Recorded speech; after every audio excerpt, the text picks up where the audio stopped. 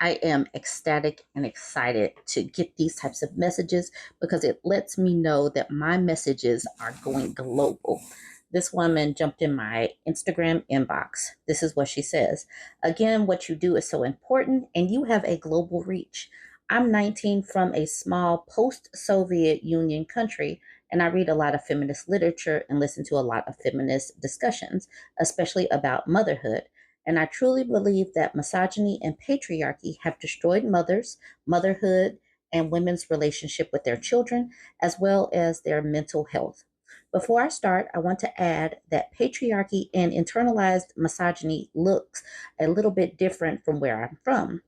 Women are not given space or opportunity to become people of their own.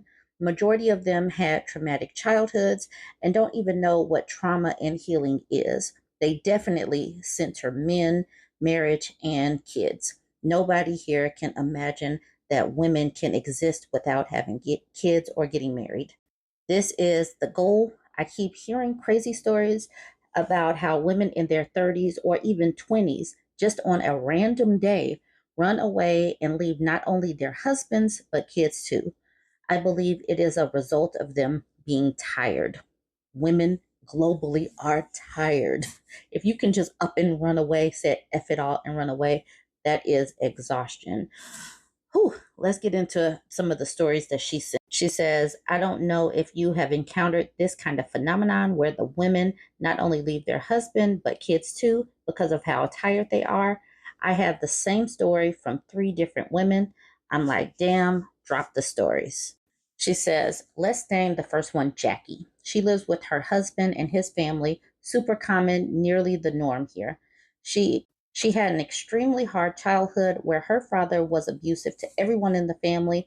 Now she has been working and has achieved by herself, super uncommon, a big career success. She has a stable job, and her husband's side hates her for it.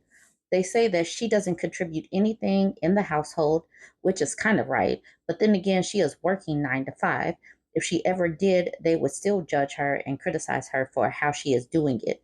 They are very toxic, to say the least. They try to pit even her friends against her, slut shame her constantly, partly because of this and her work. Her child, a girl, was raised by her mother in law, who had a huge part in isolating the child from her mother. Now her in laws call her an awful mother, even though half of the population is raised by their grandparents. Her husband has a codependent relationship with his parents, and even he is being abused at his grown age by them. Even though the couple deeply love each other, have no problems, the family's constant meddling in their business has caused them to drift apart. They do not have financial means to live apart, and also it is frowned upon to do so.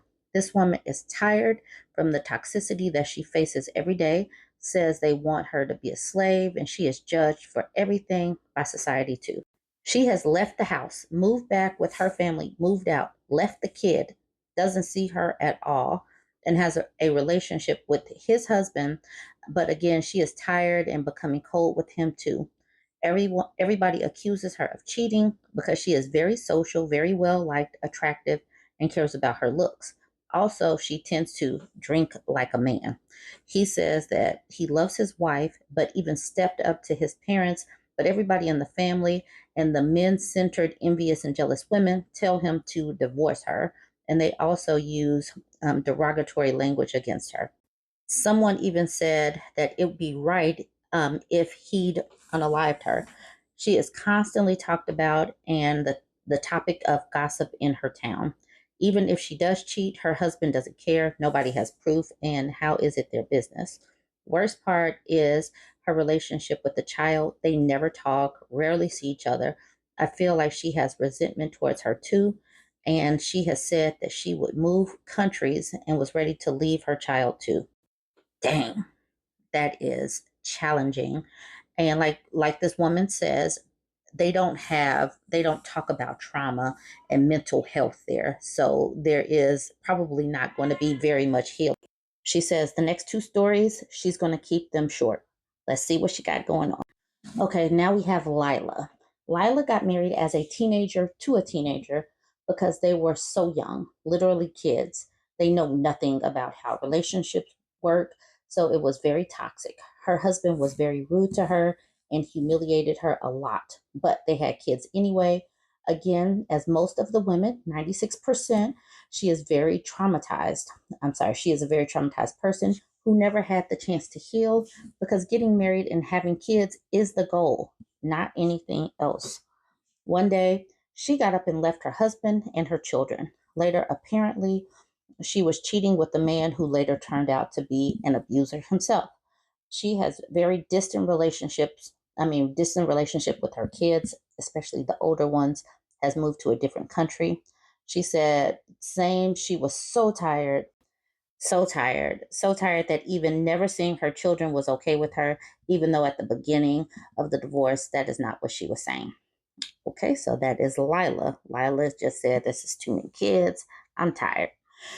All right, now we have Anne. Anne is married to her second husband. She had an arranged marriage at first when she was very young. She has 6 kids and out of nowhere ran away with another man and left her kids with her husband, who is physically abusive, and her elderly mother with the plans of never coming back. She has extreme patriarchal ideals herself, so that was a huge surprise to me. She has experienced a lot of traumas as a child and as an adult. And as I said, her husband was even physically and verbally abusive. And the man that ran away with her was definitely using and exploiting her too. She just wants a break and to be loved, but the people around her bullied her for doing this. I'm glad that there were women who helped her, but even they advised her to get back with her husband, and she is back with her husband. I know, terrible, but she is doing better overall. The abuse has stopped, as she says. I do not believe it for a minute, but even she was saying the same, that she was ready to cut contact with her children too.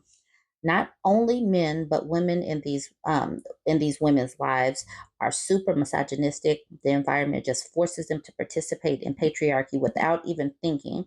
And once they have children who they wouldn't have had, if they knew that it was not the norm, they panic and they just want to get out.